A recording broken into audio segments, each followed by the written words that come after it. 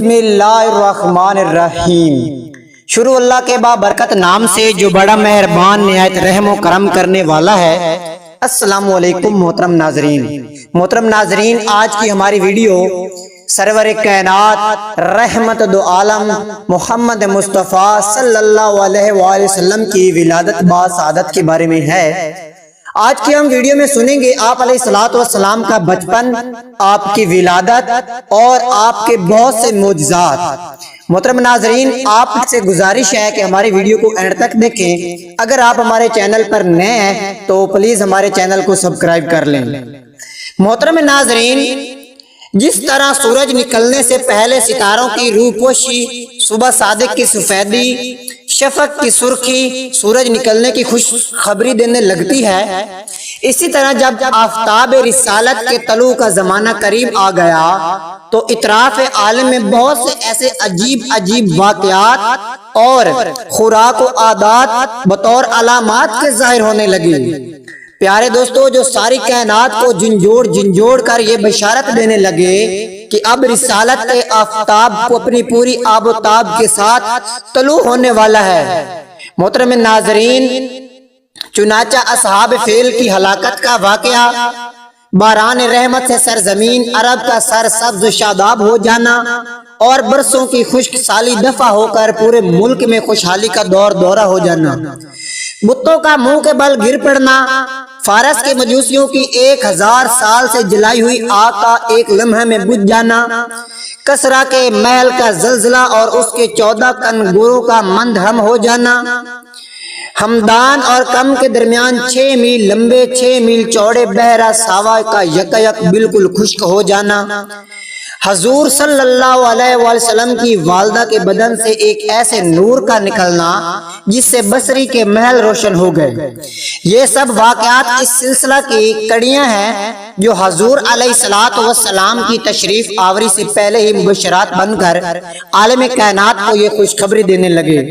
مبارک ہو وہ شہ پردہ سے باہر آنے والا ہے، گدائی کو زمانہ جس کے در پہ آنے والا ہے۔ محترم ناظرین، خطیب بغدادی اپنی سند کے ساتھ یہ حدیث روایت کی ہے کہ حضور صلی اللہ علیہ وآلہ وسلم کی والدہ ماجدہ حضرت بی بی آمنہ رضی اللہ تعالی عنہا نے فرمایا کہ جب حضور اقدس صلی اللہ علیہ وآلہ وسلم پیدا ہوئے، میں نے دیکھا کہ ایک بہت بڑی بدلی آئی ہے جس میں روشنی کے ساتھ گھوڑوں کو ہنہنانے اور پرندوں کو اڑنے کی آواز تھی اور کچھ انسانوں کی بولیاں بھی سنائی دیتی تھیں۔ پھر ایک دم حضور صلی اللہ علیہ وآلہ وسلم میرے سامنے سے غائب ہو گئے اور میں نے سنا کہ ایک اعلان کرنے والا اعلان کر رہا ہے کہ محمد صلی اللہ علیہ وآلہ وسلم کو مشرق کو مغرب میں گشت کراؤ اور ان کو سمندروں کی سیر بھی کراؤ اور تمام کائنات کو ان کا نام، ان کا حلیہ اور ان کی صفت معلوم ہو جائے اور ان کو تمام جاندار مخلوق یعنی جن و انس،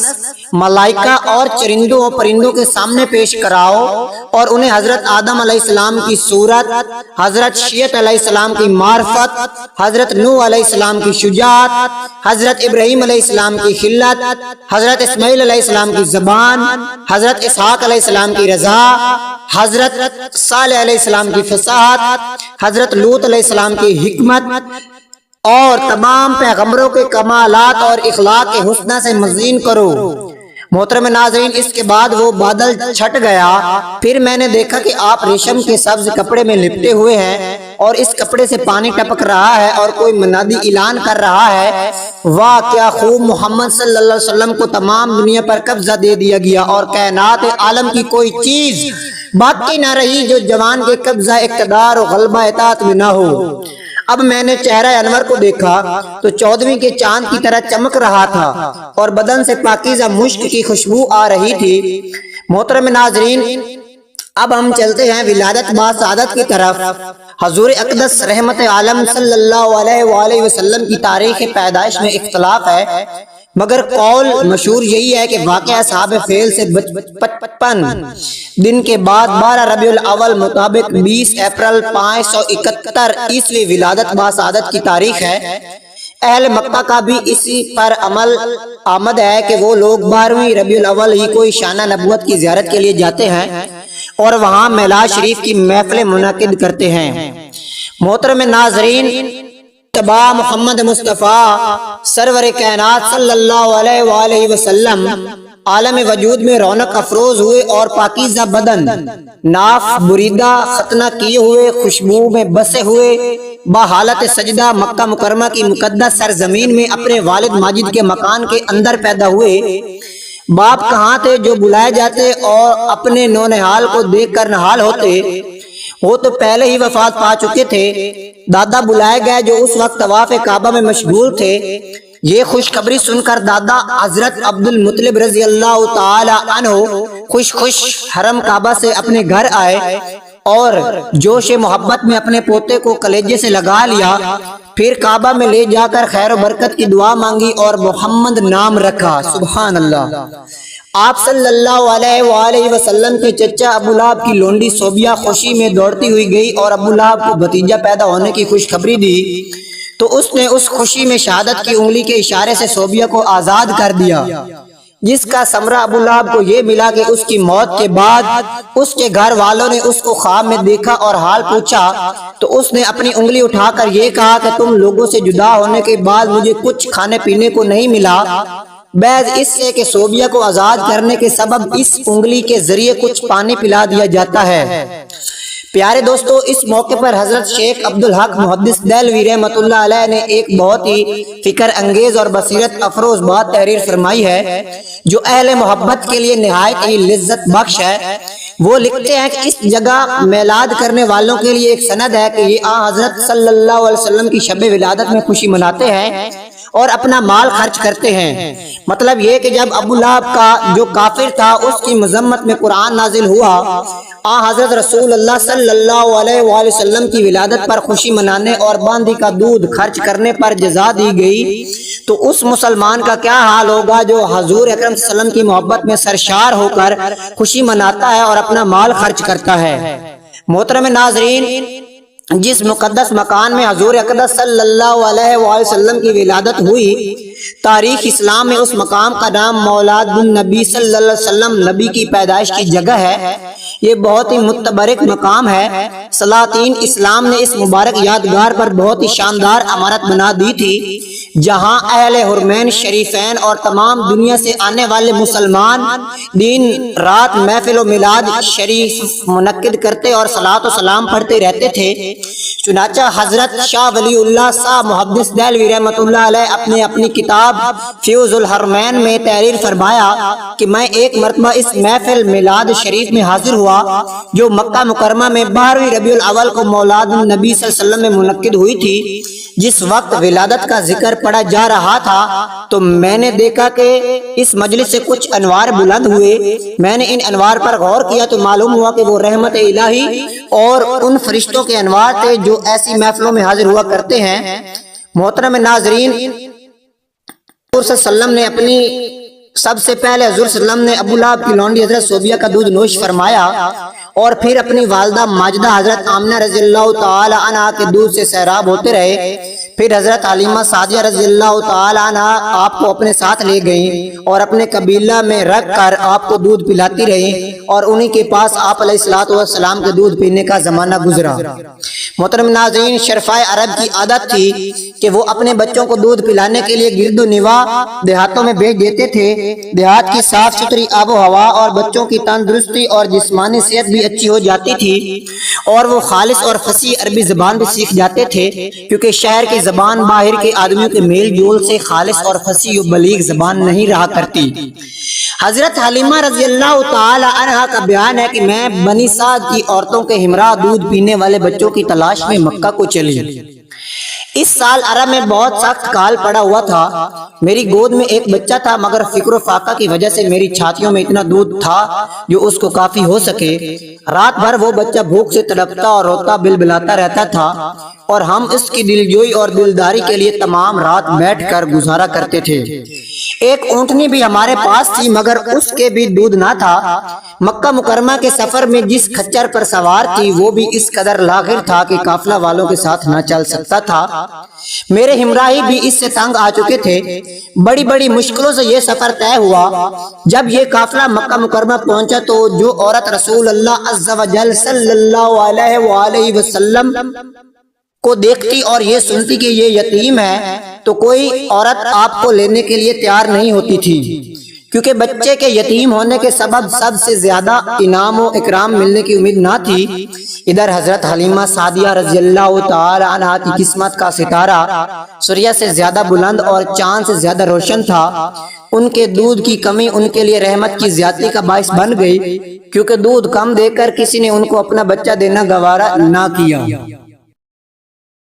محترم ناظرین، حضرت حلیمہ سعدیہ رضی اللہ تعالی عنہا نے اپنے شوہر حارث بن عبد العزیٰ سے کہا، یہ تو اچھا نہیں معلوم ہوتا کہ میں خالی ہاتھ واپس چلی جاؤں، اس سے تو بہتر یہی ہے کہ میں اس یتیم کو اپنے ساتھ لے چلوں۔ شوہر نے اس کو منظور کر لیا اور حضرت حلیمہ سعدیہ رضی اللہ تعالی عنہا اس در یتیم کو لے کر آئیں، جس سے صرف حلیمہ سعدیہ رضی اللہ تعالی عنہا اور حضرت آمنہ رضی اللہ تعالی عنہا ہی کے گھر میں ہی نہیں بلکہ کائنات عالم کے مشرق و مغرب میں اجالا ہونے والا تھا۔ یہ خداوند قدوس کا فضل عظیم ہی تھا کہ حضرت حلیمہ سعدیہ رضی اللہ تعالی عنہا کی سوئی ہوئی قسمت بیدار ہو گئی اور سرور کائنات محمد مصطفیٰ صلی اللہ علیہ وآلہ وسلم ان کی آغوش میں آ گئے۔ اپنے خیمہ میں لا کر جب دودھ پلانے بیٹھی تو باران رحمت کی طرح برکات نبوت کا ظہور شروع ہو گیا۔ خدا کی شان دیکھیے کہ حضرت حلیمہ سعدیہ رضی اللہ تعالی عنہا کے مبارک پستان میں اس قدر دودھ اترا کہ رحمت عالم صلی اللہ علیہ وسلم نے بھی اور ان کے رضائی بھائی نے بھی خوب شکم سیر ہو کر دودھ پیا اور دونوں آرام سے سو گئے۔ ادھر اونٹنی کو دیکھا تو اس کے تھن دودھ سے بھر گئے تھے۔ حضرت حلیمہ سعدیہ رضی اللہ تعالی عنہا کے شوہر نے اس کا دودھ دھو دیا اور میاں بیوی دونوں نے خوب سیر ہو کر دودھ پیا اور دونوں شکم سیر ہو کر رات بھر سکھ اور چین کی نیند سوئے۔ حضرت حلیمہ رضی اللہ تعالی عنہا کا شوہر حضور رحمت عالم صلی اللہ علیہ وسلم کی یہ برکتیں دیکھ کر حیران رہ گیا اور کہنے لگا، حلیمہ تم بڑا ہی مبارک بچہ لائی ہو۔ حضرت حلیمہ رضی اللہ تعالی عنہا نے کہا، کیا واقعی مجھے یہی امید ہے کہ یہ نہایت ہی بابرکت بچہ ہے اور خدا کی رحمت بن کر ہم کو ملا ہے اور مجھے یہی توقع ہے کہ اب ہمارا گھر خیر و برکت سے بھر جائے گا۔ حلیمہ سعدیہ رضی اللہ تعالی عنہ فرماتی ہیں کہ اس کے بعد ہم رحمت عالم صلی اللہ علیہ وسلم کو اپنی گود میں لے کر مکہ مکرمہ سے اپنے گاؤں کی طرف روانہ ہوئے تو میرا وہی خچر اب اس قدر تیز چلنے لگا کہ کسی کی سواری اس کے گرد کو نہیں پہنچتی تھی۔ قافلہ کی عورتیں حیران ہو کر مجھ سے کہنے لگی کہ اے حلیمہ رضی اللہ تعالی عنہ، کیا یہ وہی خچر ہے جس پر تم سوار ہو کر آئی تھی یا کوئی دوسرا تیز رفتار خچر تم نے خرید لیا ہے؟ الغرض ہم اپنے گھر پہنچے، وہاں سخت قحط پڑا ہوا تھا، تمام جانوروں کے تھن بھی دودھ خشک ہو چکے تھے، لیکن میرے گھر میں قدم رکھتے ہی میری بکریوں کے تھن دودھ سے بھر گئے۔ اب روزانہ میری بکریاں جب چراگاہ سے گھر واپس آتی تو ان کے تھن دودھ سے بھرے ہوتے، حالانکہ پوری بستی میں اور کسی کو اپنے جانوروں کا ایک قطرہ دودھ نہیں ملتا تھا۔ میرے قبیلے والوں نے اپنے چرواہوں سے کہا کہ تم لوگ بھی اپنے جانوروں کو اسی جگہ چراؤ جہاں حلیمہ رضی اللہ تعالی عنہا کے جانور چرتے ہیں۔ چنانچہ سب لوگ اسی چراگاہ میں اپنے مویشی چرانے لگے جہاں میری بکریاں چرتی تھی، مگر یہاں تو چراگاہ اور جنگل کا کوئی عمل دخل ہی نہیں تھا۔ یہ تو رحمت عالم سرور کائنات محمد مصطفیٰ صلی اللہ علیہ وآلہ وسلم کی برکات نبوت کا فیض تھا، جس کو میں اور میرے شوہر کے سوا میری قوم کا کوئی شخص نہیں سمجھ سکتا تھا۔ الغرض اسی طرح ہر قدم پر ہم برابر آپ سلم کی برکتوں کا مشاہدہ کرتے رہے، یہاں تک کہ 2 سال پورے ہو گئے اور میں نے آپ کا دودھ چھڑا دیا۔ آپ صلی اللہ علیہ وآلہ وسلم کی تندرستی اور نشوونما کا حال دوسرے بچوں سے اتنا اچھا تھا کہ 2 سال میں آپ علیہ السلام خوب اچھے بڑے معلوم ہونے لگے۔ اب ہم دستور کے مطابق رحمت عالم سرور کائنات محمد مصطفیٰ صلی اللہ علیہ وآلہ وسلم کو ان کی والدہ کے پاس لائے اور انہوں نے حسب توفیق ہم کو انعام و اکرام سے نوازا۔ وہ قاعدہ کے مطابق اب ہمیں رحمت عالم صلی اللہ علیہ وسلم کو اپنے پاس رکھنے کا کوئی حق نہیں تھا، مگر آپ علیہ الصلوۃ والسلام کی برکات نبوت کی وجہ سے ایک لمحہ کے لیے بھی ہم کو آپ علیہ الصلوۃ والسلام کی جدائی گوارا نہیں تھی۔ عجیب اتفاق ہے کہ اس سال مکہ معظمہ میں وبائی بیماری پھیلی ہوئی تھی، چنانچہ ہم نے اس وبائی بیماری کا بہانہ کر کے حضرت بی بی آمنہ رضی اللہ تعالی عنہا کو رضامند کر لیا، اور پھر ہم رحمت عالم صلی اللہ علیہ وآلہ وسلم کو واپس اپنے گھر لائے، اور پھر ہمارا مکان رحمتوں اور برکتوں کی کان بن گیا، اور ہمارے پاس نہایت خوش و خرم ہو کر رہنے لگے۔ جب آپ علیہ الصلوۃ والسلام کچھ بڑے ہوئے تو غار سے باہر نکلتے اور دوسرے لڑکوں کو کھیلتے ہوئے دیکھتے، مگر خود ہمیشہ ہر قسم کے کھیل کود سے علیحدہ رہتے۔ ایک روز مجھ سے کہنے لگے، اماں جان، میرے دوسرے بھائی بہن دن بھر نظر نہیں آتے، یہ لوگ ہمیشہ صبح کو اٹھ کر روزانہ کہاں چلے جاتے ہیں؟ میں نے کہا، یہ لوگ بکریاں چرانے چلے جاتے ہیں۔ یہ سن کر آپ علیہ الصلوۃ والسلام نے فرمایا، مادر مہربان، آپ مجھے بھی میرے بھائی بہنوں کے ساتھ بھیجا کیجئے۔ چنانچہ آپ علیہ الصلوۃ والسلام کی اصرار سے مجبور ہو کر آپ کو حلیمہ سعدیہ رضی اللہ تعالی عنہا نے اپنے بچوں کے ساتھ چراگاہ جانے کی اجازت دے دی، اور آپ روزانہ جہاں حضرت حلیمہ رضی اللہ تعالی عنہا کی بکریاں چرتی تھیں تشریف لے جاتے رہے، اور بکریاں چراگاہوں میں لے جا کر ان کی دیکھ بھال کرنا جو تمام انبیاء اور رسول علیہ الصلوۃ والسلام کی سنت ہے، آپ نے اپنے عمل سے بچپن ہی میں ایک خصلت نبوت کا اظہار فرما دیا۔ محترم ناظرین، اسی طرح وقت گزرتا گیا۔ ایک دن آپ علیہ الصلوۃ والسلام چراگاہ میں تھے کہ ایک دم حضرت حلیمہ سعدیہ رضی اللہ تعالی عنہا کے ایک فرزند زمرہ دوڑتے اور کانپتے کانپتے ہوئے اپنے گھر پر آئے، اور اپنی ماں حضرت بی بی حلیمہ رضی اللہ تعالی عنہا سے کہا کہ اماں جان، بڑا غضب ہو گیا، محمد صلی اللہ علیہ وآلہ وسلم کو 3 آدمیوں نے جو بہت ہی سفید لباس پہنے ہوئے تھے چت لٹا کر ان کا شکم پھاڑ ڈالا ہے، میں اسی حال میں ان کو چھوڑ کر بھاگا ہوا آیا ہوں۔ یہ سن کر حضرت حلیمہ رضی اللہ تعالی عنہا اور ان کے شوہر دونوں بدحواس پریشان ہو کر گھبرائے ہوئے دوڑ کر جنگل میں پہنچے تو یہ دیکھا کہ آپ علیہ الصلوۃ والسلام بیٹھے ہیں، مگر خوف اور ہر اس سے چہرہ زرد اور اداس ہے۔ حضرت حلیمہ سعدیہ رضی اللہ تعالی عنہا کے شوہر نے انتہائی مشفقانہ لہجے میں پیار سے چمکا کر پوچھا کہ بیٹا کیا بات ہے؟ صلوات والسلام نے فرمایا، 3 شخص جن کے کپڑے بہت ہی سفید اور صاف ستھرے تھے میرے پاس آئے اور مجھ کو لٹا کر میرا شکم چاک کر کے اس میں سے کوئی چیز نکال کر باہر پھینک دی، اور پھر کوئی چیز میرے شکم میں ڈال کر شگاف کو سی دیا، لیکن مجھے ذرا برابر بھی کوئی تکلیف نہیں ہوئی۔ یہ واقعہ سن کر حضرت حلیمہ سعدیہ رضی اللہ تعالی عنہا اور ان کے شوہر دونوں بے حد گھبرائے، اور شوہر نے کہا، حلیمہ، مجھے ڈر ہے کہ ان کے اوپر شاید کچھ آسیب کا اثر ہے، لہذا بہت جلد تم ان کو ان کے گھر والوں کے پاس چھوڑ آؤ۔ اس کے بعد حضرت حلیمہ رضی اللہ تعالی عنہا آپ کو لے کر مکہ مکرمہ آئیں، کیونکہ انہیں اس واقعے سے یہ خوف پیدا ہو گیا تھا شاید اب ہم کما حقہ ان کی حفاظت نہ کر سکیں گے۔ حضرت حلیمہ سعدیہ رضی اللہ تعالی عنہا نے جب مکہ معظمہ پہنچ کر آپ علیہ الصلوۃ والسلام کی والدہ ماجدہ رضی اللہ تعالی عنہا کے سپرد کیا تو انہوں نے دریافت کیا کہ حلیمہ رضی اللہ تعالی عنہا، تم تو بڑی خواہش اور چاہ کے ساتھ میرے بچے کو اپنے گھر لے گئی تھی، پھر اس قدر جلد واپس کرنے کی کیا وجہ ہو سکتی ہے؟ جب حضرت حلیمہ نے شکم چاک کرنے کا واقعہ بیان کیا اور آسیب کا شبہ ظاہر کیا تو حضرت بی بی آمنہ رضی اللہ تعالی عنہا نے فرمایا کہ ہرگز نہیں، خدا کی قسم، میرے نور نظر پر ہرگز کبھی بھی کسی جن یا شیطان کا عمل دخل نہیں ہو سکتا، میرے بیٹے کی بڑی شان ہے۔ پھر ایام حمل اور وقت ولادت کے حیرت انگیز واقعات سنا کر حضرت حلیمہ رضی اللہ تعالی عنہا کو مطمئن کر دیا، اور حضرت حلیمہ رضی اللہ تعالی عنہا آپ علیہ الصلوۃ والسلام کو آپ کی والدہ ماجدہ کے سپرد کر کے اپنے گاؤں میں واپس چلی آئیں، اور آپ صلی اللہ علیہ وآلہ وسلم اپنی والدہ ماجدہ کی آغوش میں تربیت پرورش پانے لگے۔ محترم ناظرین، اب آپ سوچیں گے کہ یہ شکم چاک کرنے والا کیا واقعہ ہے؟ اس کو ہم شک صدر کہتے ہیں۔ محترم ناظرین، شک صدر ہوتا کیا ہے اس کے بارے میں ہم کچھ پڑھ لیتے ہیں۔ محترم ناظرین، حضرت مولانا شاہ عبدالعزیز صاحب محدث دہلوی رحمت اللہ علیہ نے سورۃ علم نشرہ کی تفسیر میں فرمایا کہ 4 مرتبہ آپ علیہ الصلوۃ والسلام کا مقدس سینہ چاک کیا گیا اور اس میں نور و حکمت کا خزینہ بھرا گیا۔ پہلی مرتبہ جب آپ علیہ الصلوۃ والسلام حضرت حلیمہ رضی اللہ تعالی عنہ کے گھر تھے، جس کا ذکر ہم نے آپ سے کیا، اس کی حکمت یہ تھی کہ حضور صلی اللہ علیہ وسلم ان وسوسوں اور خیالات سے محفوظ رہیں جن میں بچے مبتلا ہو کر کھیل کود اور شرارتوں کی طرف مائل ہو جاتے ہیں۔ محترم ناظرین، دوسری مار 10 برس کی عمر میں ہوا تاکہ جوانی کی پر آشوب شہوتوں کے خطرات سے آپ بے خوف ہو جائیں۔ پیارے دوستو، تیسری بار غار ہیرا میں شک صدر ہوا اور آپ علیہ الصلوۃ والسلام کی قلب میں نور سکینہ بھر دیا گیا تاکہ آپ وحی الہی کے عظیم گراں اور بار بوجھ کو برداشت کر سکیں۔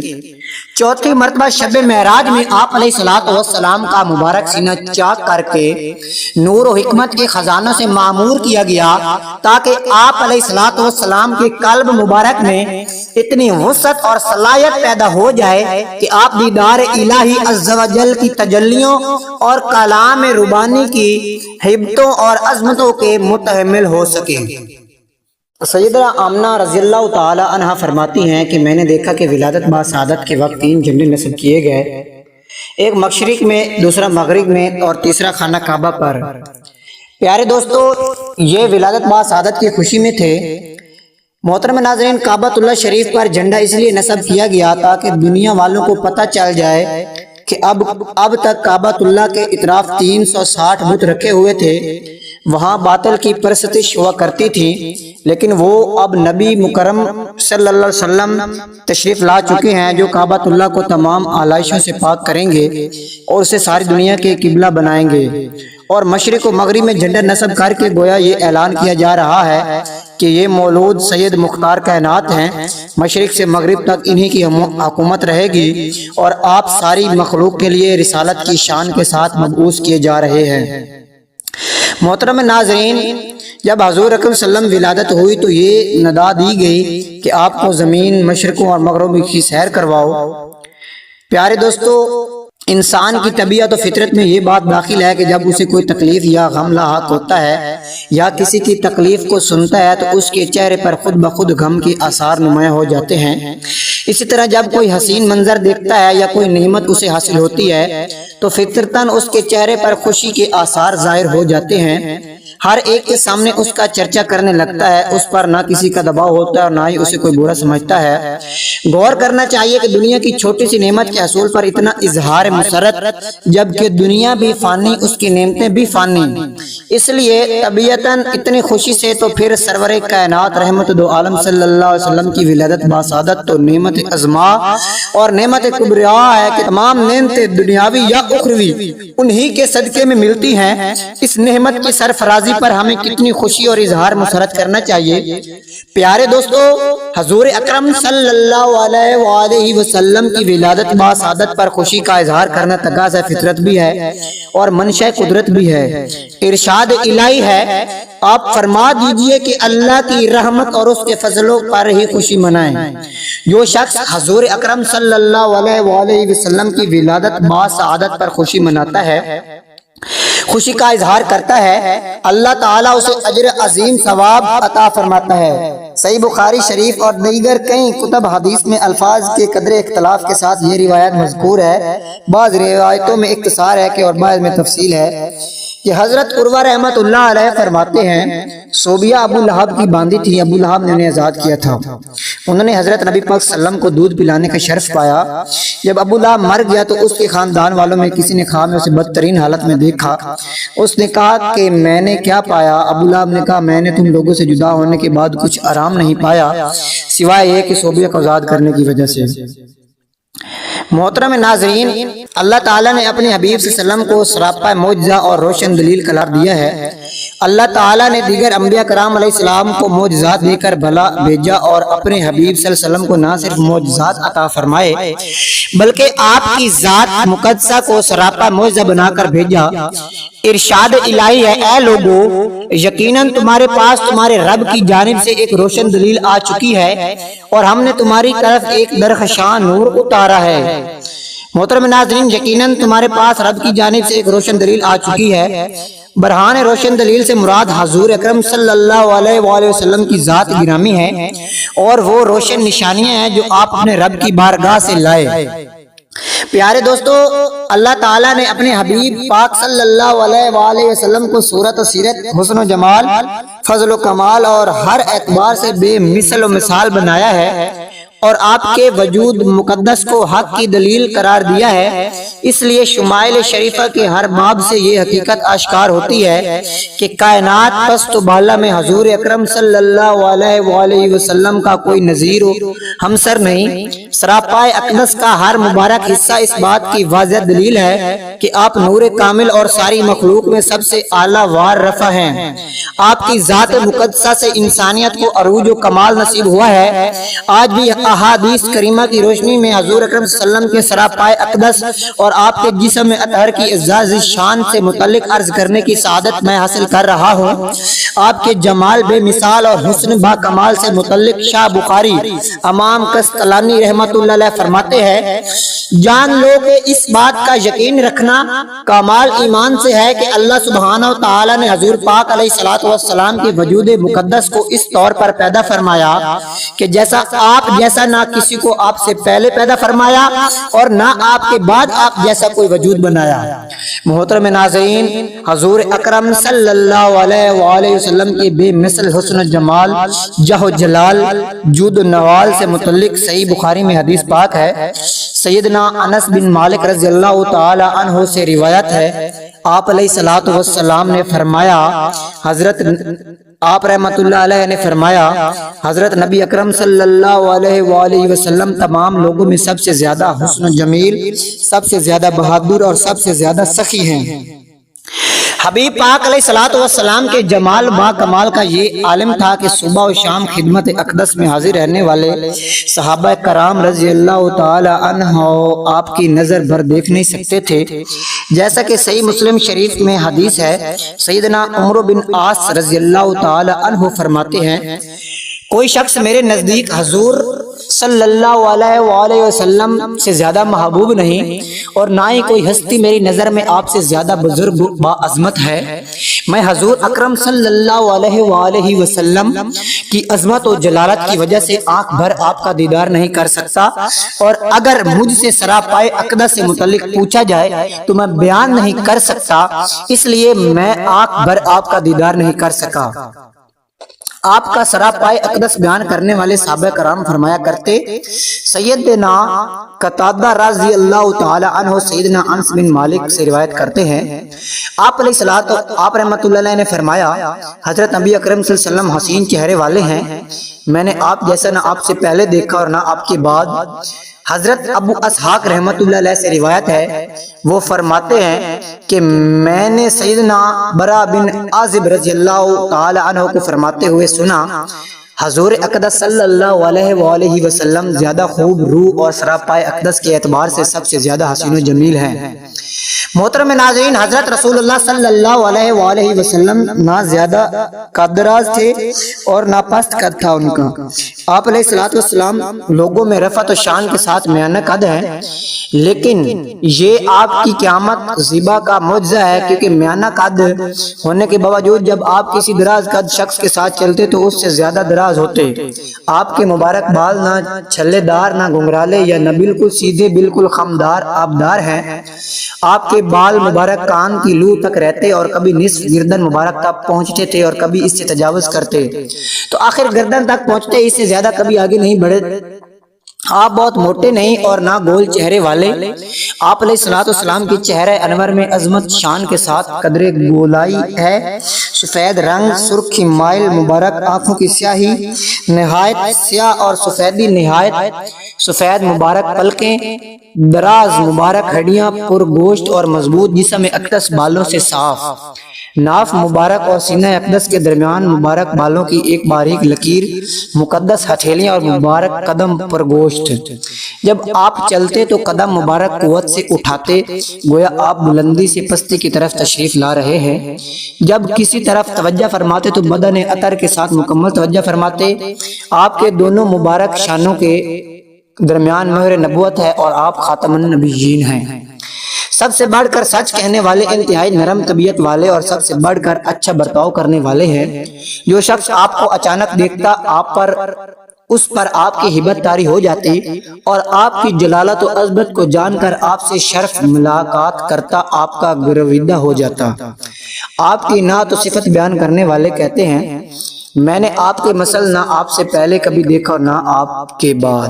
محترم ناظرین، حضور اکرم صلی اللہ علیہ وآلہ وسلم کا جسم مبارک بے مثل بے مثال، لطیف و نفیس، سراپا نور، جس کی خوشبو دل نواز سے مشام جان و ایمان اور سارے فضائے بسیط معطر رہا کرتی۔ آپ کا جسم مبارک سرخی مائل سفید نورانی ہے، ایسا معلوم ہوتا گویا چاندی سے ڈھال کر بنایا گیا ہے۔ پیارے دوستو، اللہ نے حبیب پاک علیہ الصلوۃ والسلام کو ظاہری و باطنی ہر قسم کی آلائش سے منزہ اور پاک رکھا۔ جسم اقدر نور کے سانچے میں ڈلا ہوا تھا۔ جسم اطہر تو کچا لباس مبارک پر بھی کبھی مکھی یا مچھر نہیں بیٹھتا تھا۔ آپ نور ہے، مکھیوں کا آنا، جوؤں کا پیدا ہونا گندگی اور بو کی وجہ سے ہوتا ہے، اور حضور اکرم صلی اللہ علیہ وآلہ وسلم ہر قسم کی آلائش سے پاک ہے۔ آپ کا جسم مقدر خوشبودار ہے۔ محترم ناظرین، ام المومنین سید عائشہ صدیقہ رضی اللہ تعالی عنہا سے روایت ہے، آپ فرماتی ہیں کہ حضرت رسول محمد صلی اللہ علیہ وسلم لوگوں سے سب سے بڑھ کر حسین چہرے والے اور رنگت میں سب سے بڑھ کر بارونق نورانی ہیں۔ تو پیارے دوستو، حضور پاک علیہ الصلوۃ والسلام با کمال ہیں، بہت حسن والے ہیں، بہت نور والے ہیں۔ ان کی کیا شان ہے یہ تو ہم بیان نہیں کر سکتے، کیونکہ ہماری زبان تھک جائے گی، ہماری زندگی ختم ہو جائے گی، لیکن آپ علیہ الصلوۃ والسلام کی شان بیان کرتے کرتے نہیں ختم ہونے والی، کیونکہ آپ علیہ الصلوۃ والسلام تمام جہانوں کے لیے رحمت بن کر آئے ہیں۔ محترم ناظرین، جب حضور اقدس صلی اللہ علیہ وآلہ وسلم حضرت حلیمہ رضی اللہ تعالی عنہ کے گھر سے مکہ معظمہ پہنچ گئے اور اپنی والدہ محترمہ کے پاس رہنے لگے تو حضرت ایمن، جو آپ کے والد ماجد کی باندھی تھی، آپ صلی اللہ علیہ وآلہ وسلم کی خاطرداری اور خدمت گزاری میں دن رات جی جان میں مصروف رہنے لگی۔ ام ایمن کا نام برکتہ ہے۔ آپ علیہ الصلوۃ والسلام کو آپ کے والد رضی اللہ تعالی عنہ سے میراث میں بھی ملی تھی۔ یہی آپ کو کھانا کھلاتی تھیں، کپڑے پہناتی تھیں، آپ کے کپڑے دھویا کرتی تھیں۔ آپ علیہ الصلوۃ والسلام اپنے آزاد کردہ غلام حضرت زید حارثہ رضی اللہ تعالی عنہ سے ان کا نکاح کر دیا، جن سے حضرت اسامہ زید بن حارث پیدا ہوئے۔ محترم ناظرین، حضرت حلیمہ رضی اللہ تعالی عنہ کا بیان ہے کہ آپ علیہ الصلوۃ والسلام کا گہوارہ یعنی جھولا فرشتوں کے ہلانے سے ہلتا تھا، اور آپ بچپن میں ہی چاند کی طرف انگلی اٹھا کر اشارہ فرماتے تو چاند آپ علیہ الصلوۃ والسلام کی انگلی کے اشاروں پر حرکت کرتا تھا۔ جب آپ کی زبان کھلی تو سب سے اول جو کلام آپ کی زبان مبارک سے نکلا وہ یہ تھا، اللہ اکبر اللہ اکبر الحمدللہ رب العالمین وسبحان اللہ بقرۃ وسیلہ۔ بچوں کی عادت کے مطابق کبھی بھی آپ علیہ الصلوۃ والسلام نے کپڑوں میں بول براز نہیں فرمایا، بلکہ ہمیشہ ایک معین وقت پر رفع حاجت فرماتے۔ اگر کبھی آپ علیہ الصلوۃ والسلام کی شرمگاہ کھل جاتی تو آپ رو رو کر فریاد کرتے۔ جب تک شرمگاہ چھپ نہ جاتی تو آپ کو چین و قرار نہیں آتا تھا، اور شرمگاہ چھپانے میں مجھ سے کچھ تاخیر ہو جاتی تو غیب سے کوئی آپ کی شرمگاہ چھپا دیتا۔ جب آپ اپنے پاؤں پر چلنے کے قابل ہوئے تو باہر نکل کر بچوں کو کھیلتے ہوئے دیکھتے، مگر خود کھیل کود میں شریک نہیں ہوتے تھے۔ لڑکے آپ کو کھیلنے کے لیے بلاتے تو آپ فرماتے کہ میں کھیلنے کے لیے نہیں پیدا کیا گیا۔ سبحان اللہ۔ محترم ناظرین، جب حضور اقدس صلی اللہ علیہ وآلہ وسلم اپنی والدہ کے پاس پرورش پا رہے تھے تو آپ کی عمر 6 برس ہوئی تو آپ کی والدہ ماجدہ رضی اللہ تعالی عنہا آپ کو ساتھ لے کر مدینہ منورہ آپ کے دادا کے ننیال بنو عدی بن نجار میں رشتہ داروں کی ملاقات یا اپنے شوہر کی قبر کی زیارت کے لیے تشریف لے گئیں۔ حضور اقدس صلی اللہ علیہ وآلہ وسلم کے والد ماجد کی باندھی ام ایمن بھی اس سفر میں آپ کے ساتھ تھیں۔ وہاں سے واپسی پر ابوا نامی گاؤں میں حضرت بی بی آمنہ کی وفات ہو گئی اور وہی مدفون ہوئی۔ والد ماجد کا سایہ تو ولادت سے پہلے ہی اٹھ چکا تھا، اب والدہ ماجدہ کی آغوش شفقت کا خاتمہ بھی ہو گیا، لیکن حضرت بی بی آمنہ رضی اللہ تعالی عنہ کا یہ در یتیم جس آغوش رحمت میں پرورش پا کر پروان چڑھنے والا ہے، وہ ان سب ظاہری اسباب تربیت سے بے نیاز ہے۔ حضرت بی بی آمنہ رضی اللہ تعالی عنہ کی وفات کے بعد حضرت ام ایمن رضی اللہ تعالی عنہ آپ علیہ السلام کو مکہ معظمہ مکہ مکرمہ لائیں اور آپ کے دادا حضرت عبد المطلب رضی اللہ تعالی عنہ کے سپرد کیا، اور دادا نے آپ کو اپنی آغوش تربیت میں انتہائی شفقت و محبت کے ساتھ پرورش کیا، اور حضرت ام ایمن آپ کی خدمت کرتی رہیں۔ جب آپ صلی اللہ علیہ وسلم کی عمر شریف 8 برس سے ہو گئی تو آپ کے دادا حضرت عبد المطلب کا بھی انتقال ہو گیا۔ محترم ناظرین، عبد المطلب کی وفات کے بعد آپ علیہ السلام کے چاچا ابو طالب نے آپ کو اپنی آغوش تربیت میں لیا، اور حضور صلی اللہ علیہ وآلہ وسلم کی نیک خصلتوں اور دل لبھا دینے والی بچپن کی پیاری پیاری اداؤں نے ابو طالب کو آپ علیہ السلام کا ایسا گرویدہ بنا دیا کہ مکان کے اندر اور باہر ہر وقت آپ کو اپنے ساتھ ہی رکھتے، آپ اپنے ساتھ کھلاتے پلاتے، اپنے پاس ہی آپ کا بستر بچھاتے، اور ایک لمحے کے لیے بھی کبھی اپنی نظروں سے اوجھل نہیں ہونے دیتے۔ ابو طالب رضی اللہ تعالی ابو طالب کا بیان ہے کہ میں نے کبھی بھی نہیں دیکھا کہ آپ علیہ السلام کسی بھی وقت کو جھوٹ بولے ہوں، یا کبھی کسی کو دھوکہ دیا ہو، یا کبھی کسی کو ایذا پہنچائی ہو، یا بیہودہ لڑکوں کے پاس کھیلنے گئے ہوں، یا کبھی کوئی خلاف تہذیب بات کی ہو۔ ہمیشہ انتہائی خوش اخلاق، نیک اتوار، نرم گفتگار، بلند کردار اور اعلیٰ درجے کے پاس سار اور پرہیزگار رہے۔ پیارے دوستو، ایک مرتبہ ملک عرب میں انتہائی خوفناک قحط پڑ گیا۔ اہل مکہ نے بتوں سے فریاد کرنے کا ارادہ کیا، مگر ایک حسین و جمیل بوڑھے نے مکہ والوں سے کہا کہ اے اہل مکہ، ہمارے اندر ابو طالب موجود ہیں جو بانی کعبہ حضرت ابراہیم خلیل اللہ علیہ السلام کی نسل سے ہیں، اور کعبہ کے متولی اور سجادہ نشین بھی ہیں، ہمیں ان کے پاس چل کر دعا کی درخواست کرنی چاہیے۔ چنانچہ سرداران عرب ابو طالب کی خدمت میں حاضر ہوئے اور فریاد کرنے لگے، اے ابو طالب، قحط کی آگ نے سارے عرب کو جھلسا کر رکھ دیا ہے، جانور گھاس پانی کے لیے ترس رہے ہیں، اور انسان دانہ پانی نہ ملنے سے تڑپ تڑپ کر دم توڑ رہے ہیں، قافلوں کی آمد و رفت بند ہو چکی ہے، اور ہر طرف بربادی و ویرانی کا دورہ ہے، آپ بارش کے لیے دعا کیجئے۔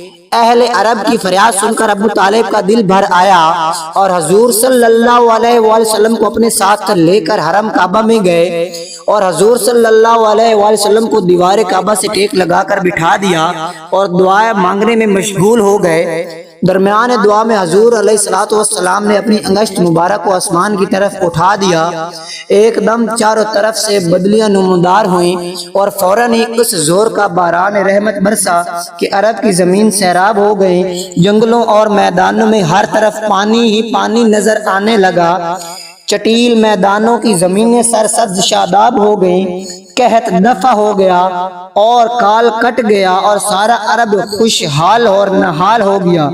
چنانچہ ابو طالب نے اپنے اس طویل قصیدہ میں، جس کو انہوں نے حضور اقدس صلی اللہ علیہ وآلہ وسلم کی مدح میں نظم کیا ہے، اس واقعہ کو ایک شعر میں اس طرح ذکر کیا گیا ہے، یعنی وہ حضور صلی اللہ علیہ وآلہ وسلم ایسے گورے رنگ والے ہیں کہ ان کے رخ انور کے ذریعے بدلی سے بارش طلب کی جاتی ہے، اور وہ یتیموں کا ٹھکانہ اور بیواؤں کے نگہبان ہیں۔ محترم ناظرین، حضور اقدس صلی اللہ علیہ وسلم کا لقب امی ہے۔ اس لفظ کے دو معنی ہیں، یا تو یہ ام القرآن کی طرف سے نسبت ہے، ام القرا کا مکہ مکرمہ کا لقب ہے، لہذا امی کے معنی مکہ مکرمہ کے رہنے والے، یا امی کے یہ معنی ہے کہ آپ نے دنیا میں کسی انسان سے لکھنا پڑھنا نہیں سیکھا۔ یہ حضور اقدس صلی اللہ علیہ وآلہ وسلم کا بہت ہی عظیم و شان معجزہ ہے کہ دنیا میں کسی نے بھی آپ کو نہیں پڑھایا لکھوایا، مگر خداوند قدوس نے آپ علیہ الصلوۃ والسلام کو اس قدر علم عطا فرمایا کہ آپ کا سینہ اولین و آخرین کے علوم و معارف کا خزینہ بن گیا، اور آپ پر ایسی کتاب نازل ہوئی جس کی شان حضرت مولانا جامی رحمۃ اللہ علیہ نے کیا خوب فرمایا ہے، یعنی میرے محبوب صلی اللہ علیہ وآلہ وسلم نہ کبھی مکتب میں گئے، نہ لکھنا سیکھا، مگر اپنے چشم و ابرو کے اشارہ سے سینکڑوں مدرسوں کو سبق پڑھا دیا۔ ظاہر ہے کہ جس کا استاد اور تعلیم دینے والا اخلاق عالم جل جلالہ، بھلا اس کو کسی اور استاد سے تعلیم حاصل کرنے کی کیا ضرورت ہوگی۔ محترم ناظرین، آپ علیہ الصلوۃ والسلام کی امی لقب ہونے کا حقیقی راز ہے کہ ان کو نہ تو خداوند عالم الغیوب کے سوا اور کون بتا سکتا ہے، لیکن بظاہر اس میں چند حکمتیں اور فوائد معلوم ہوتے ہیں۔ اول یہ کہ تمام دنیا کو علم و حکمت سکھانے والے حضور اقدس صلی اللہ علیہ وآلہ وسلم ہوں، اور آپ صلی اللہ علیہ وآلہ وسلم کا استاد صرف خداوند عالم ہی ہو سکتا ہے، کیونکہ انسان آپ کا استاد نہ ہوتا کبھی کوئی یہ نہ کہہ سکے کہ پیغمبر تو میرا پڑھایا ہوا شاگرد ہے۔ سبحان اللہ۔ دوم کیا ہے کہ یہ کوئی شخص کبھی خیال نہ کر سکے کہ فلاں آدمی حضور علیہ الصلوۃ والسلام کا استاد تھا تو شاید وہ حضور علیہ الصلوۃ والسلام سے زیادہ علم والا ہوگا۔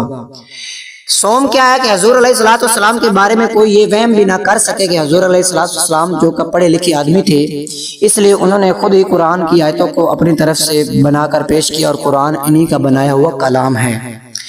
چہارم یہ ہے کہ جب حضور اقدس صلی اللہ علیہ وآلہ وسلم ساری دنیا کو کتاب و حکمت کی تعلیم دیں تو کوئی یہ نہ کہہ سکے کہ پہلی اور پرانی کتابوں کو دیکھ دیکھ کر اس قسم کی انمول اور انقلاب افری تعلیمات دنیا کے سامنے پیش کر رہے ہیں۔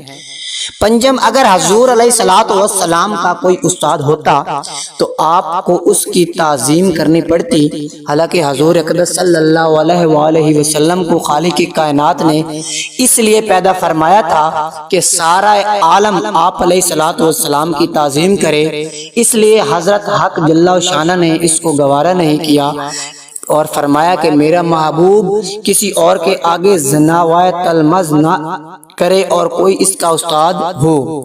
محترم ناظرین، اس سے ثابت یہ ہوتا ہے کہ اللہ تعالیٰ ہی سکھانے والے ہیں حضور پاک علیہ الصلوۃ والسلام کو۔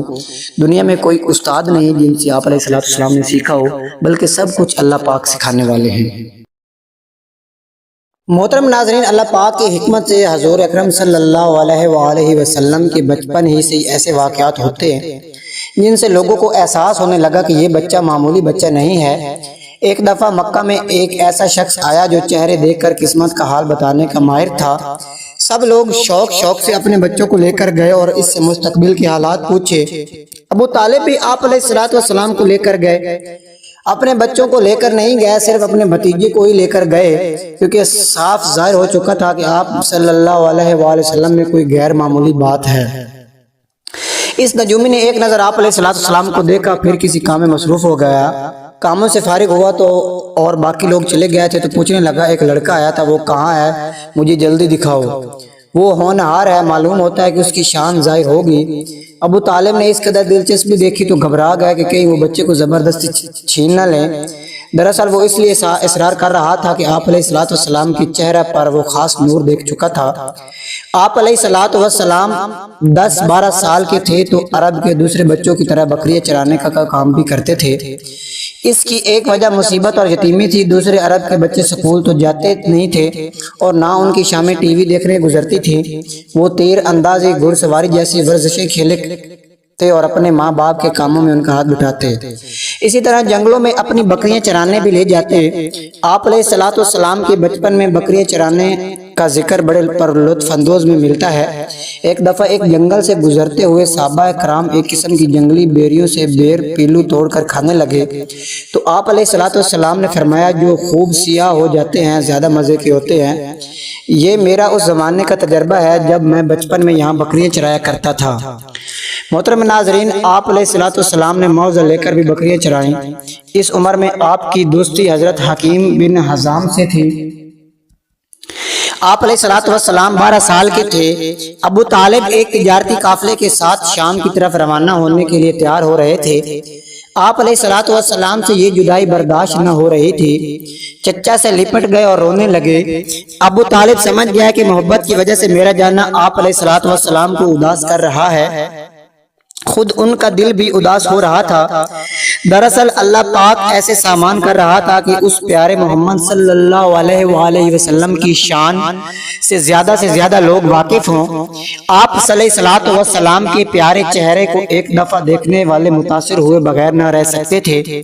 ابو طالب آپ علیہ السلام کو اپنے ساتھ شام لے گئے۔ شام کے جنوب میں ایک گاؤں بسرا تھا۔ جب قریش کا قافلہ وہاں پہنچا تو وہاں ایک خانقاہ سوما مذہبی عبادت گاہ تھی، جس کا راہب عیسائی عالم دین بحیرہ نام کا عیسائی تھا۔ بحیرہ کی نظر آپ علیہ الصلوۃ والسلام پر پڑی تو اس نے دیکھا کہ بادل کا ایک چھوٹا سا ٹکڑا آپ علیہ الصلوۃ والسلام پر سایہ کیے ہوئے ہے تاکہ آپ صلی اللہ علیہ وآلہ وسلم کو دھوپ سے بچائے۔ اس نے کشفاً یہ نظارہ بھی دیکھا کہ آپ صلی اللہ علیہ وآلہ وسلم کو دیکھ کر درخت اور پتھر سجدے میں گر گئے۔ اس کو فوراً اندازہ ہو گیا کہ 7 پشتوں سے سینہ در سینہ جو ایک موعود نبی کے متعلق پیش گوئی ہے کہ قریش میں سے ہوگا، عین ممکن ہے کہ یہی وجہ اس نے ایک ترکیب سوچی اور سب قافلے والوں کو دعوت پر بلایا تاکہ آپ علیہ الصلوۃ والسلام کو اچھی طرح دیکھ سکے۔ وہ آنے والے مہمانوں کو غور سے دیکھتا رہا مگر وہ حسین و جمیل بچہ اس کو نظر نہ آیا۔ تو اس نے پوچھا کہ کیا سب قافلے والے آ گئے ہیں؟ اس کو بتایا گیا کہ ایک بچہ سامان کی حفاظت کے لیے پیچھے رہ گیا ہے۔ بحیرہ نے اصرار کر کے آپ صلی اللہ علیہ وآلہ وسلم کو بلوایا اور آپ صلی اللہ علیہ وآلہ وسلم کو قریب بلا کر آپ صلی اللہ علیہ وسلم سے باتیں کی۔ دونوں کندھوں کے درمیان ابھرے ہوئے گوشت مہر نبوت کو محسوس کیا جو آنے والے نبی کی ایک نشانی تھی۔ جب یقین ہو گیا کہ آپ صلی اللہ علیہ وسلم ہی وہ موعود نبی ہیں تو ابو طالب سے پوچھا کہ اس بچے سے آپ کا کیا رشتہ ہے؟ یہ میرا بیٹا ہے، ابو طالب نے جواب دیا۔ اس کا باپ تو زندہ نہیں۔ راہب نے کہا ٹھیک ہے، یہ میرا بھتیجا ہے۔ راہب نے ابو طالب سے کہا آپ اس بچے کو فوراً لے کر واپس چلے جائیں، ایسا نہ ہو یہودی ان نشانیوں سے اس کو پہچان لیں اور کوئی نقصان پہنچائیں۔ پیارے دوستو، ہم ایک مقدس ہستی کے بچپن کے حالات پڑھ رہے ہیں اور اس میں آپ خاص بات محسوس کریں گے کہ اللہ تعالیٰ نے کس طرح مکہ کے بت پرست جاہل اور عیش پرست ماحول سے بچا کر اس پاک بچے کو اخلاق کی خود حفاظت فرما رہا تھا۔ ایک دفعہ آپ صلی اللہ علیہ وآلہ وسلم نے اپنے بچپن کا واقعہ سنایا کہ میں بچوں کے ساتھ کھیل رہا تھا اور سب بچے کھیل کے واسطے پتھر اٹھا رہے تھے۔ جیسا کہ بچوں کا قاعدہ ہے، انہوں نے اپنے تہم کھول کر کندھوں پر رکھ لیے تاکہ ان پتھروں پر ڈھونڈ کر لائے۔ میں نے بھی یہ چاہا کہ میں بھی اپنی تہبند اپنے کندھوں پر رکھ کر پتھر اٹھاؤں کہ غیب سے ایک تماچا میرے لگا جس سے مجھ کو نہایت صدمہ پہنچا اور غیب سے آواز آئی کہ اپنے تہبند کو مضبوط باندھ لو۔ پس میں نے اس کو باندھ لیا اور گردن پر پتھر اٹھانے لگا، حالانکہ میرے سب ساتھی اس طرح پتھر اٹھا رہے تھے اور ان سب میں فقط ایک میں ہی تہبند باندھے ہوئے تھا۔ محترم ناظرین، ایک واقعہ اور سنو جس سے حیرت انگیز طور پر اللہ تعالیٰ کا اپنی قدرتوں سے آپ کو شرک سے بچانا ظاہر ہوتا ہے۔ عرب میں ایک سالانہ تقریب ہوا کرتی تھی۔ ان کا ایک بت تھا بوانا، اس کے نام سے یہ تقریب تھی۔ بالکل عید ہی سمجھ لو۔ نوعیت بھی مذہبی تھی، اس لیے سب کا شریک ہونا ضروری تھا، مگر آپ علیہ الصلوۃ والسلام کے دل میں خدا تعالیٰ نے ڈال دیا کہ آپ علیہ الصلوۃ والسلام اس میں شریک نہیں ہوں گے۔ چچی نے، چچا نے، دوسرے چچاؤں نے، چھوٹے بڑے سب نے اصرار کیا، مگر آپ علیہ الصلوۃ والسلام نے اس تقریب پر جانے کی رضامند نہ ہوئے۔ زیادہ اصرار سے تنگ آ کر رونے والے ہو گئے اور اپنے چچا سے کہا مجھے ایسی جگہوں پر جانا بالکل پسند نہیں، مجھے خوف آتا ہے اور نہ میں وہاں جاؤں گا اور نہ وہاں کا کھانا کھاؤں گا۔ ابو طالب کو بچے کی دلداری منظور تھی، کہہ دیا کہ کوئی بات نہیں، وہاں کا کھانا تم ام ایمن کے ساتھ گھر میں رہو، میں سب کو سمجھا لوں گا۔ تو اس طرح پیارے دوستو ایک مشرکانہ تقریب میں شرکت سے اللہ پاک نے آپ صلی اللہ علیہ وآلہ وسلم کو بچایا، اور اصرار کرنے والے اس بات کے گواہ ٹھہرے کہ آپ علیہ الصلوۃ والسلام بچپن سے ہی اللہ کے سوا کسی کو اہمیت نہ دیتے تھے۔ ایک دفعہ ایک فضول تقریب سے اللہ پاک نے آپ علیہ الصلوۃ والسلام کو بچایا۔ وہ اس طرح کے عرب میں دستور تھا کہ سر شام کھلی جگہ پر جمع ہوتے، رات بھر قصے کہانیاں شعر گوئی ناچ گانا چلتا رہتا۔ آپ کو پتا ہے کہ عرب میں گرمیوں میں دن کے وقت بے حد گرمی ہوتی ہے اور راتیں نسبتاً ٹھنڈی اور پرسکون ہوتی ہیں، اس لیے عام طور پر ان کی محفلیں راتوں کو جمتی۔ ایک نکاح کی تقریب ہو رہی تھی، آپ صلی اللہ علیہ وسلم بھی اتفاقاً چلے گئے، مگر جاتے ہی ایسا نیند کا غلبہ ہوا کہ ساری رات سوتے رہے۔ صبح آنکھ کھلی تو کوئی فضول منظر نہ دیکھا۔ جو اللہ تعالیٰ کے پیارے بندے ہوتے ہیں نا، اللہ تعالیٰ پسند نہیں فرماتا کہ وہ فضول کاموں میں وقت ضائع کریں۔ پیارے دوستو، آپ صلی اللہ علیہ وآلہ وسلم کی عادتیں اتنی پیاری تھیں کہ ہر طرف تذکرہ ہونے لگا تھا کہ محمد صلی اللہ علیہ وآلہ وسلم اچھے بچے ہیں۔ آپ علیہ الصلوۃ والسلام فرما بردار ہیں، سچ بولتے ہیں، بزرگوں کا ادب کرتے ہیں، چھوٹوں سے لڑتے جھگڑتے نہیں ہیں، جس چیز پر حق نہ ہو استعمال نہیں فرماتے، کوئی اپنی چیز رکھوائے تو حفاظت سے رکھ کر ویسے ہی واپس کر دیتے ہیں۔ اس کے علاوہ آپ علیہ الصلوۃ والسلام میں ایک ایسی خوبی تھی جو فوراً دوسرے کے دلوں میں گھر کر لیتی۔ آپ علیہ الصلوۃ والسلام غریبوں کے بہت ہمدرد تھے اور ضرورت مندوں کی ضرورت پوری کرنے کے لیے ہر وقت تیار رہتے تھے۔ مکہ میں ہر قسم کی برائیاں عام تھیں، مگر اللہ تعالیٰ آپ علیہ الصلوۃ والسلام کو ہر طرح کی برائیوں سے بچا کر نیکیوں کی راہ پر ڈالتا رہا اور لوگوں کے دلوں میں آپ علیہ الصلوۃ والسلام کی قدر اور محبت میں اضافہ فرماتا رہا۔ پیارے دوستو، آپ سوچیں کہ سر پر ماں باپ اور دادا کا سایہ نہ تھا، صرف چچا تھے جو بہت بڑے خاندان کے سرپرست تھے، مصروف رہتے تھے اور تھے بھی بت پرست۔ تو اس معصوم حسین بچے کو کون سی طاقت سنبھال رہی تھی؟ یقیناً اللہ و شانہ کی ذات ہے، اللہ جل و شانہ کی ذات ہے۔ آپ علیہ الصلوۃ والسلام خود فرماتے ہیں، میں نے ساری عمر میں صرف 2 دفعہ اس قسم کی مجلس سنی۔ محترم ناظرین، سب انسانوں میں بہترین انسان کے بچپن اور جوانی کا حال آپ نے دیکھا۔ آپ علیہ الصلوۃ والسلام کی اچھی عادتوں کا اثر بچپن میں ہی کتنا پاکیزہ اور حسین تھا۔ آپ علیہ الصلوۃ والسلام کو دیکھتا، آپ علیہ الصلوۃ والسلام کی اعلیٰ اخلاق کی وجہ سے آپ کی تعریف کرتا۔ آپ علیہ الصلوۃ والسلام کے بچپن میں ہمارے لیے یہ سبق ہے کہ ہم ایسے بنے کہ ہمارا خاندان یہ جان کر ان بچوں نے اپنے پیارے آقا علیہ الصلوۃ والسلام کے روشن بچپن سے متاثر ہو کر اپنے بچپن کو سنوارا ہے۔ اللہ تعالیٰ آپ کو ان اداؤں پر پیار آئے اور آپ علیہ السلام کا مستقبل بھی اپنے محبوب صلی اللہ علیہ وسلم کی طفیل آپ کے صدقے حب رسول بنا دے۔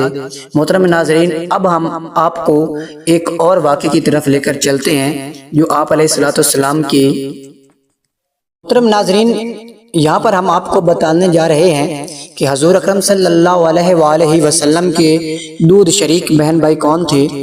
حضور خاتم النبیین رحمت اللہ للعالمین صلی اللہ علیہ وآلہ وسلم کے دودھ شریک رضائی بہن بھائی 4 تھے، عبداللہ، انیسہ، صدیقہ اور خدافہ، جو شیمہ کے لقب سے مشہور تھیں۔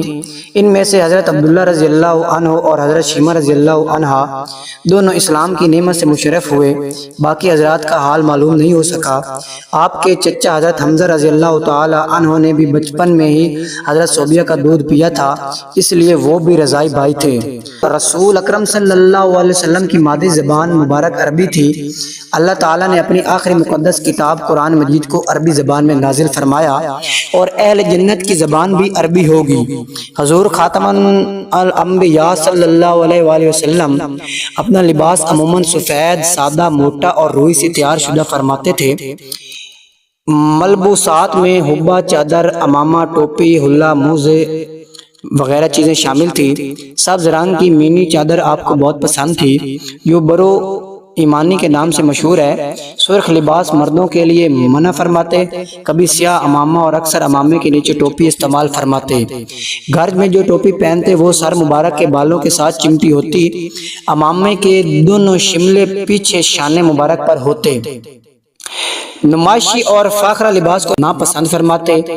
محترم ناظرین، حضرت رسول اکرم صلی اللہ علیہ وآلہ وسلم کی خصوصی دوست احباب قبل از نبوت حضرت ابو بکر صدیق، حضرت حکیم بن حزام رضی اللہ تعالی عنہ رئیس مکہ اور حضرت خدیجہ الکبریٰ رضی اللہ تعالی عنہ کے چچا زاد بھائی، جنہوں نے اس قبول اسلام کے بعد مکہ کا 1,00,000 درہم میں خرید کر کے خیرات کر دیا۔ حضور سے عمر میں 5 سال بڑے تھے۔ حضرت زماد بن سلبہ رضی اللہ تعالی عنہ بنی ازو قبیلہ کے معروف طبیب تھے، جنہوں نے حضور کی زبان مبارک سے کلام اللہ سن کر اعلان کیا تھا کہ یہ کسی مجنون کا کلام نہیں بلکہ اللہ کا ہے۔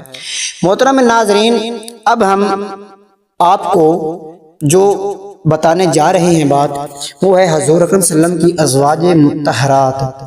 محترم ناظرین، سب سے پہلی بیوی حضور اکرم صلی اللہ علیہ وسلم کی حضرت خدیجہ الکبریٰ رضی اللہ تعالی عنہا، ان کا سن نکاح جو تھا وہ 25 میلاد کو ہوا۔ عمر اس وقت تھی 28 سے 40 سال۔ حضور علیہ السلام کی عمر 25 سال تھی۔ حضور کی خدمت میں ان کا عرصہ رہا 25 سال۔ محترم ناظرین، حضرت سودا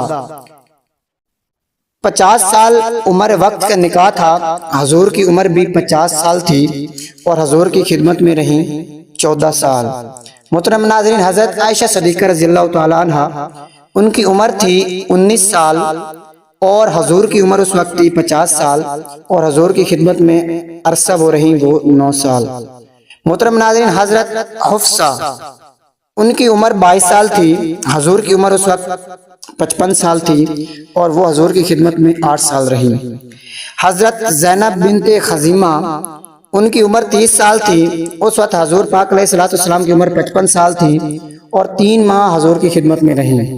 حضرت ام سلمہ، ان کی عمر اور حضور کی عمر کے بارے میں کچھ خاص نہیں کہا جا سکتا اور وہ آپ کی خدمت میں رہی 7 سال۔ حضرت زینب بنت حجش، ان کی عمر 36 سال اور حضور پاک علیہ السلام کی عمر 57 سال تھی اور وہ 6 سال آپ علیہ السلام کی خدمت عرصے میں رہیں۔ اسی طرح آپ علیہ السلام کی اور بھی ازواج مطہرات تھیں۔ محترم ناظرین، حضور علیہ السلام کی تمام ازواج مطہرات اور بیٹیوں کے مہر 12.25 اوقیہ نفقہ سے زائد نہ تھے۔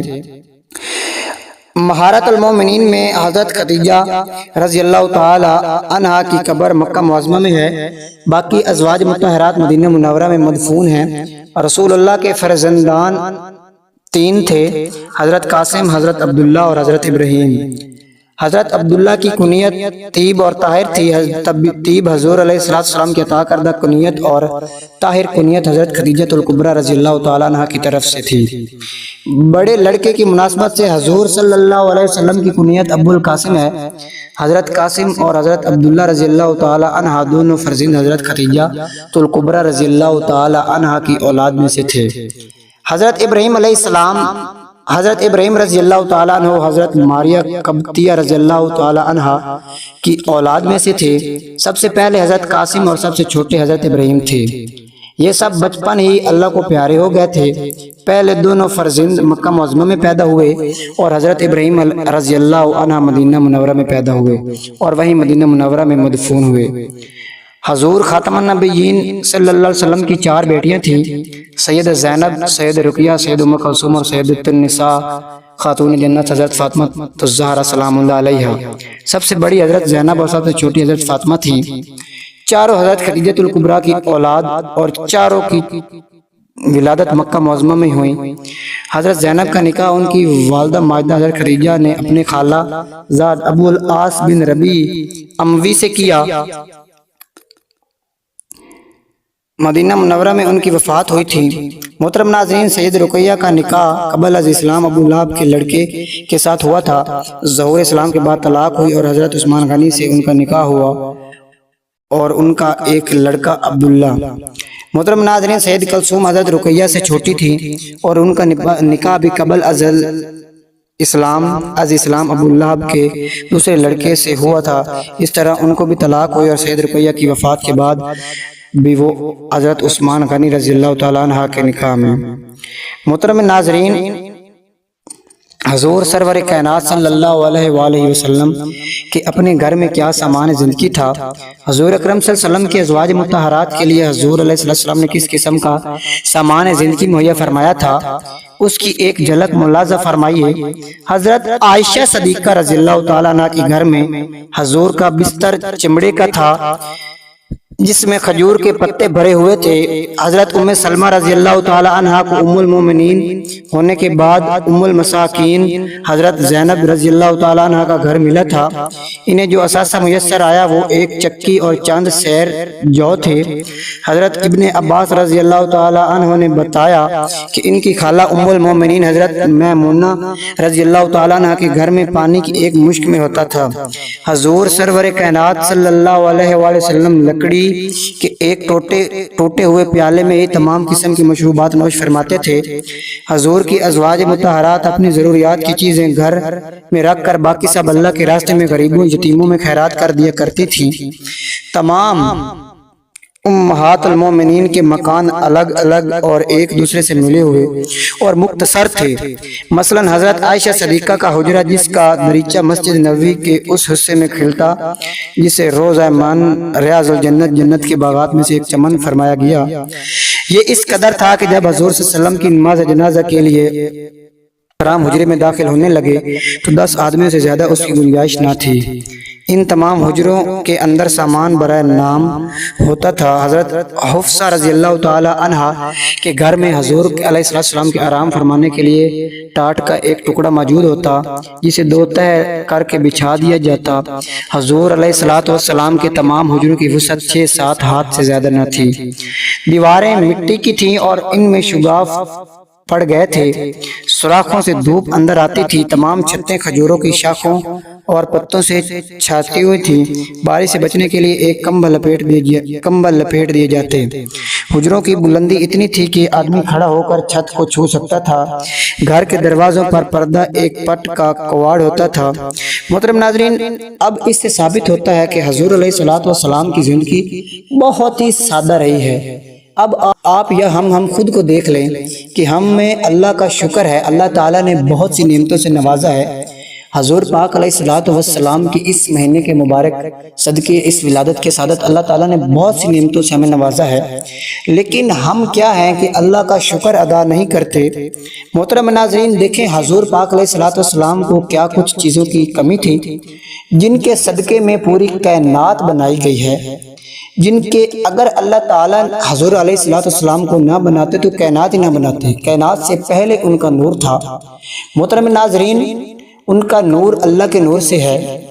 اور دیکھیے، آپ خود سوچئے کہ ہمیں اللہ تعالیٰ نے کتنا نوازا ہے، لیکن پھر بھی ہم اللہ کا شکر ادا نہیں کرتے۔